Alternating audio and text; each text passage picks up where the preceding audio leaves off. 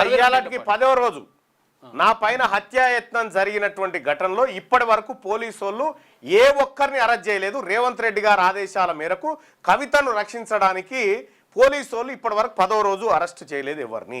10వ రోజు ఇవాళకి ఒక మంచి రోజు ఒక నిర్ణయం తీసుకుంటాం. చూడు నేటి మాట చూసుకుంటే క్యూనూస్ ఆఫీసుపై దాడులు జరిపిన నిందితులను ఇంకెప్పుడు అరెస్ట్ చేస్తారు?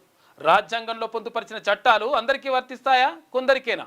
రాష్ట్రంలో అగ్రవర్ణాల నాయకుల హవా కొనసాగుతుంది. బడుగు బలహీన వర్గాలకు ప్రజలకు ఈ పాలన గుదిబండగా మారిపోయింది. పట్టపగలే అరాచకాలు పెట్టలేకపోతుంటే అన్యాయాన్ని నిర్వహించే నాయకులు వేడుక చూస్తున్నారు. రాజకీయ పార్టీలు ఏవైనా ఒకే సామాజిక వర్గానికి చెందిన నాయకులైతే ఏం చేసినా చెల్లిపోతుంది. క్యూనూస్ వేదికగా ఎన్నో ఏండ్ల నుంచి అణగారిన జాతులకు జరుగుతున్న అన్యాయాన్ని విప్పి చెప్పినందుకు తీన్మాన్మలనపై అక్రమ కేసులు, బీసీ నినాదాన్ని ఎత్తుకున్నందుకే దాడులు.